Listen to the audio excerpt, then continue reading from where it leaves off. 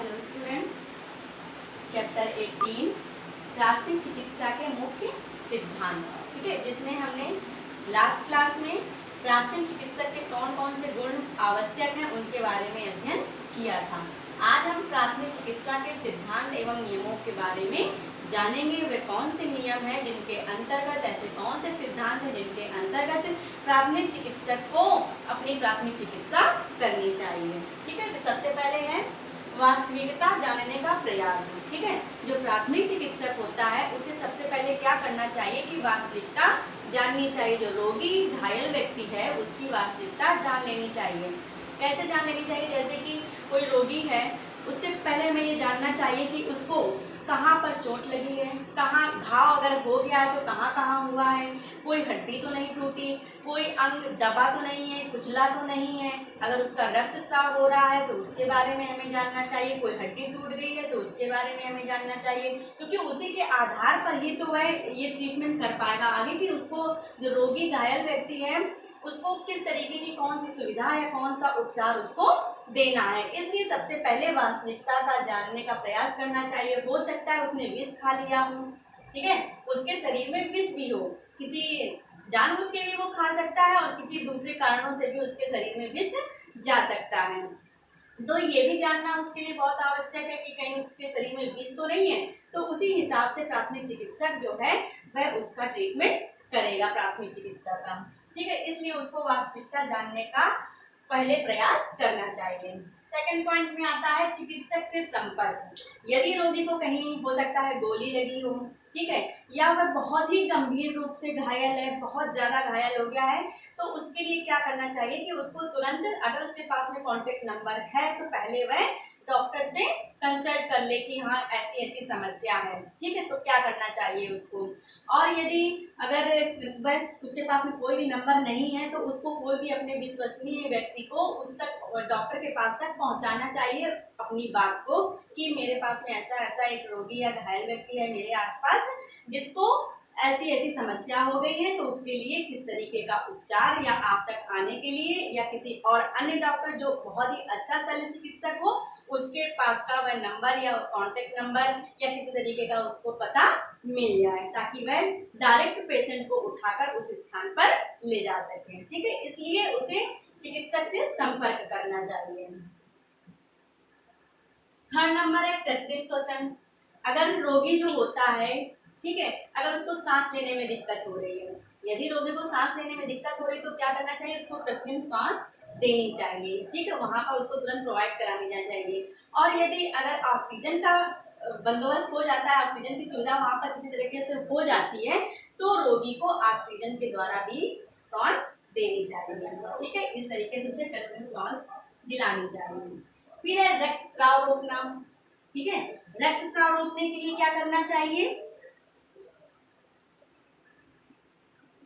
अगर हम देख लेते हैं कि उस रोगी के जो है बहुत ज्यादा रक्त बह रहा है, रोगी है उसका बहुत ज्यादा रक्त बह रहा है, तो सबसे पहले क्या करना चाहिए?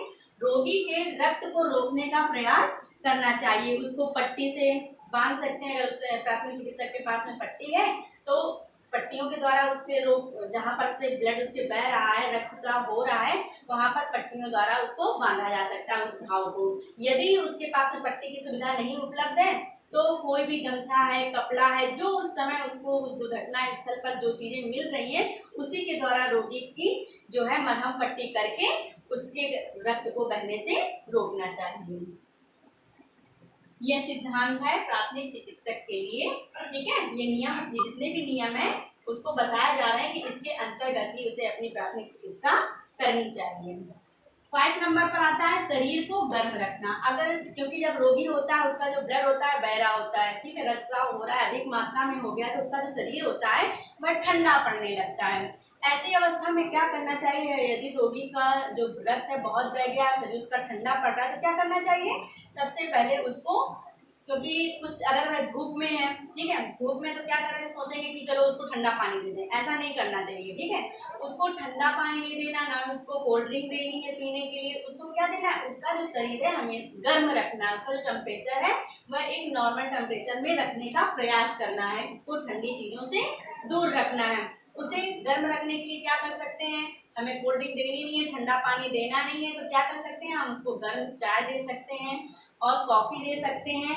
गर्म दूध है हल्दी वाला, वो दे सकते हैं। इससे क्या होगा कि जो रोगी है, घायल व्यक्ति है, उसका जो शरीर है वह बैलेंस टेम्परेचर में रहेगा, इसलिए उसके शरीर को हम इस तरीके से गर्म रख सकते हैं। 6 नंबर पर है दवा लगाकर पट्टी बांधना। जैसे कि घायल व्यक्ति है, उसके घाव हो गए शरीर में, ठीक है, घाव हो गया है, कहीं दब गया, कुचल गया, अगर घाव को अगर ठीक से नहीं जल्दी से बांधा जाएगा तो आसपास के जो रोगाणु होते हैं वह भी उसमें जाकर बैठ जाएंगे। आसपास की जो धूल मिट्टी है वह भी उस घाव में चिपकेगी। इससे क्या होगा, रोगी का जो घाव है वह और ज्यादा विस्तृत रूप में फैल जाएगा। इसलिए उस जो घाव को है उसे क्या करना चाहिए, मरहम पट्टी करके बांध देना चाहिए। इससे क्या होगा, जो रोगाणु है, जो गंदगी है आसपास की, उस खुले घाव में नहीं बैठेगी। घाव को ढकने का प्रयास करना चाहिए, यह प्राथमिक चिकित्सक को ध्यान देना है। 7 नंबर हमारा आता है घायल अंग को सहारा देना। घायल अंग को सहारा देने के लिए, जैसे कि कोई घायल अंग हो गया है, चोट आ गई है, मोच आ गई है, ठीक है, और कोई हड्डी टूट गई है, तो इस अवस्था में क्या करना चाहिए, जो घायल अंग है, ठीक है, उसको सपोर्ट देना चाहिए, ठीक है, उसको सहारा देना चाहिए। उसको खपच्चियों से या तकिया लगाकर, अगर हाथ में चोट है या पैर में चोट है तो उसके नीचे तकिया लगाकर सपोर्ट कर सकते हैं। एक झोली बना सकते हैं, अगर हाथ में चोट है तो एक झोली बना सकते हैं, ठीक है, कपड़े से, और उसको पट्टियों के द्वारा, खपच्चियों के द्वारा सपोर्ट दिया जा सकता है। इस तरीके से घायल अंग को हम सहारा दे सकते हैं। 8 नंबर पर है बेहोश व्यक्ति को होश में लाना। बेहोश व्यक्ति को हम होश में किस तरीके से ला सकते हैं, हम हैं या प्राथमिक चिकित्सक है, कभी भी कहीं भी कोई ऐसी कंडीशन आ जाती है तो क्या करना है कि पहले उसको है कि खुली हवा देना है, भीड़ जो आसपास उसके जमा है उसको हटाना है, ठीक है। जब भीड़ हट जाएगी फिर उसको थोड़ा सा पंखे से या कपड़े से, जो उस समय सुविधा उपलब्ध हो, उससे उस रोगी को, घायल व्यक्ति को हवा करनी है। अगर इन दोनों कामों के बाद भी उसको होश नहीं आता है तो क्या करना है, उसको पानी के छींटे मारने हैं, ठीक है। पानी के छींटे मारने से भी यदि अगर उसको, रोगी को या घायल व्यक्ति को होश नहीं आता है तो क्या करना है, डॉक्टर से जाकर तुरंत संपर्क करना है, उसे जल्दी से ही हॉस्पिटल ले जाने की कोशिश, अस्पताल ले जाने की कोशिश करना है, ठीक है। इस तरीके से आपका 8 पॉइंट भी कंप्लीट हुआ। 9 नंबर पर है कि हिलाएं डुलाएं नहीं। जो रोगी का जो अंग होता है जिस पर बहुत ज्यादा घाव या चोट है, उस अंग को हिलाना डुलाना ज्यादा नहीं चाहिए। टूटने और मोच आने के टाइम में ये चीजें बहुत ही ज्यादा ध्यान रखनी चाहिए, क्योंकि अगर ऐसी स्थिति है कि जो दुर्घटनाग्रस्त रोगी है या व्यक्ति है, अगर उसकी हड्डी टूटी है, ठीक है, या उसे कोई मोच आ गई है, तो उस समय इस बात का बहुत ज्यादा ध्यान रखना है कि उसके उस अंग को हिलाना डुलाना नहीं है। नहीं, इससे क्या होगा कि उसकी जो समस्या है वह और भी गंभीर हो सकती है, जो पेशेंट है उसकी और भी हालत गंभीर हो सकती है। इसलिए हमें उसके किसी भी अंग को, जहाँ पर वो दुर्घटनाग्रस्त हुआ है, उस जगह उसे ज्यादा हिलाना डुलाना नहीं है। 10 पॉइंट में आता है आपका कि भीड़ ना करें, ठीक है, कि भीड़ नहीं करनी चाहिए। जैसे कि अभी मैंने बताया था, बेहोश व्यक्ति को होश में लाने के लिए क्या करना चाहिए कि थोड़ी सी उसे स्पेस देनी चाहिए, उसको खुली जगह पे रखना चाहिए, हवा उसके पास में पर्याप्त मात्रा में आनी चाहिए, उसके आसपास की जो भीड़ है उसे दूर रखना चाहिए, अगर शोर हो रहा है तो उसे भी शांत करना चाहिए। वही चीजें इसमें है कि हमें जो उस जगह दुर्घटनाग्रस्त जहाँ व्यक्ति हुआ है वहाँ पर इन चीजों का ध्यान रखना है कि जो अगर पेशेंट है, किसी भी तरीके का उसको कोई भी चोट लग गई है, किसी भी तरीके से उसको किसी दुर्घटना हो गई है, रक्त बह रहा है या घाव है, कोई भी स्थिति हो, लेकिन इस बात का ध्यान रखना है कि उसके आसपास ज्यादा भीड़ एकत्रित ना हो। इससे क्या होता है कि जो रोगी होता है वह थोड़ा सा विचलित हो जाता है, ठीक है, परेशान हो जाता है, वह अपनी समस्याओं को चिकित्सक से ठीक से बता भी नहीं पाता है, क्योंकि जो वहाँ आसपास लोग खड़े होते हैं वह तरह तरह की बातें कर रहे होते हैं, उसका ध्यान जो होता है वह भटकने लगता है। और क्या होता है कि उसका जो दम होता है भीड़ के द्वारा वह भी घुटने लगता है। इसलिए हमें सबसे पहले चिकित्सक को यही करना चाहिए कि वहाँ जो आसपास जो भीड़ एकत्रित है उसको शांत कराना चाहिए और उसे उस भीड़ से पेशेंट को दूर भी रखना चाहिए, वहाँ भीड़ एकत्रित नहीं होने देना है। उसके बाद में क्या करना है कि जब भीड़ होती है तो पेशेंट क्या करता है, अपनी जो बातें कुछ होती हैं कि मुझे कहाँ चोट लगी, मेरे कहाँ रक्त बह रहा है, या कहाँ की हड्डी में चोट लग गई है, कौन सा फ्रैक्चर हो गया है, हड्डी टूट गई है, तो ये तमाम जो बातें उसके साथ में उस समय हो रही होती हैं, तो वह अपनी बात जो होता है कह नहीं पाता है चिकित्सक से। जो प्राथमिक चिकित्सक है उससे खुल के कह नहीं पाता, क्योंकि वहाँ तमाम लोग होते हैं, ठीक है, कोई भी अवस्था हो सकती है उसकी, तो वह अपनी बात खुलकर नहीं कह पाता है। इसलिए हमें जो भीड़ है उससे पेशेंट को दूर रखना चाहिए। ठीक है, इस तरीके से आपका ये 10 पॉइंट क्लियर हुआ। 11 पॉइंट में है विष निकालने का प्रयास। जैसा कि बताया था, अभी वास्तविकता जानने का प्रयास करना चाहिए। यदि हमने जब उसकी वास्तविकता जानी रोगी की, अगर हमने जान लिया कि उसके शरीर में विष है, ठीक है, अगर हमने जान लिया कि उसके शरीर में विष है, तो क्या करना है कि हमें उसके विष को निकालने का प्रयास करना है। विष को निकालने का प्रयास हम किस तरीके से कर सकते हैं? उल्टी के द्वारा। ठीक है, किसके द्वारा कर सकते हैं?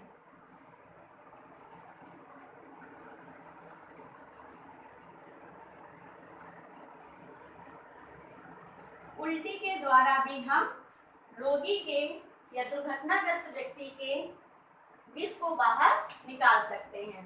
काफी मात्रा में वह कम हो जाएगा। ठीक है, अगर हम देख रहे हैं कि विष कई प्रकार से उसके शरीर में पहुंच सकता है, कभी कभी खाने के द्वारा भी पहुंच जाता है, और क्या होता है कि कभी कभी किसी कीड़े मकोड़े के काटने से भी उसके शरीर में जहर पहुंच सकता है। कभी कभी या तो हो सकता है उसने स्वयं ही विष पी लिया हो, या किसी ने उसके साथ में कोई साजिश रची जिसकी वजह से उसके शरीर में विष हो गया। कभी कभी फूड पॉइजनिंग भी हो जाती है, कुछ उल्टा सीधा खा लेने से भी पॉइजनिंग हो जाती है, शरीर में पॉइजन हो जाता है। ठीक है, तो इस तरीके की जब स्थितियां आती हैं तो क्या करना चाहिए कि हमें उसका जो रोगी का विष है उसको कम करने का प्रयास करना चाहिए, भरसक प्रयास करना है इसका। तो सर्वप्रथम हम क्या करेंगे? उल्टी के द्वारा। ठीक है, अगर हम पेशेंट को उल्टी कराएंगे तो उसका जो विष है शरीर के अंदर जो है उसको हम बाहर निकाल सकते हैं। अगर उसके उपरांत भी अगर नहीं हो पा रहा है, उसकी उल्टी नहीं हो पा रही है रोगी की, तो क्या करना है कि जो विष प्रभाव करने के जो हैं उपाय उनको अपनाना चाहिए, और उसका जो विष है उसको कम करने का प्रयास करना चाहिए, भरसक प्रयास करना है। अगर इसके बावजूद भी अगर हम कुछ नहीं उसके लिए कर पा रहे हैं तो उसे तुरंत शल्य चिकित्सक के पास में ले जाना चाहिए। ठीक है, इस तरीके से आपका ये 11 पॉइंट भी कंप्लीट हुआ। और अब आप क्या देखेंगे कि यदि इन नियमों और सिद्धांतों को पूरी तरह से प्राथमिक चिकित्सक ध्यान रखता है, ये जो नियम है और ये जो सिद्धांत है, यदि प्राथमिक चिकित्सक, ठीक है, प्राथमिक चिकित्सक, क्योंकि जो ट्रीटमेंट कर रहा होता है वह कौन कर रहा होता है? प्राथमिक चिकित्सा कौन दे रहा होता है? प्राथमिक चिकित्सक। ठीक है, जो प्राथमिक चिकित्सक है, अगर वह इन नियमों और इन सिद्धांतों के द्वारा अगर किसी दुर्घटनाग्रस्त रोगी को, व्यक्ति को अगर ये सुविधाएं देता है, प्रदान करता है, तो उसकी चिकित्सा में बहुत ही अच्छा सुधार होगा। और क्योंकि हर एक चिकित्सक का, हर एक व्यक्ति का ये सामाजिक कार्य होता है कि अगर कोई भी दुर्घटना में है, फंसा हुआ है, ठीक है, तो उसके साथ में जितनी मदद हो सकती है, स्वाभाविक रूप से हमें जितना नॉलेज है, जितना ज्ञान है, हमें उसे उस समय पर मदद देनी चाहिए। ठीक है, तो जो प्राथमिक चिकित्सक है उसको इन नियमों और सिद्धांतों के द्वारा ही कार्य करना चाहिए। इससे क्या होता है कि अगर इन नियमों और सिद्धांत के द्वारा कार्य करता है तो रोगी बहुत ही अच्छी तरीके से उसकी जो लाइफ है, उसके जो जीवन को है, बचाया जा सकता है। क्योंकि एक जो प्राथमिक चिकित्सक होता है उसका यही एक उद्देश्य होता है, पढ़ाया था ना प्राथमिक चिकित्सा के उद्देश्य क्या होते हैं, तो प्राथमिक चिकित्सा का यही उद्देश्य होता है कि लोगों के जीवन को बचाना, जो दुर्घटनाग्रस्त व्यक्ति है उसके जीवन को बचाने के लिए ही प्राथमिक चिकित्सा की जाती है। तो यही प्राथमिक चिकित्सक को होना चाहिए कि हमें उसके जीवन को बचाने के लिए इन सारे नियमों का पालन करते हुए ही उसकी प्राथमिक चिकित्सा करनी चाहिए। ठीक है, इस तरीके से आपको इन पॉइंट्स को ध्यान से रीड करना है। Thank you.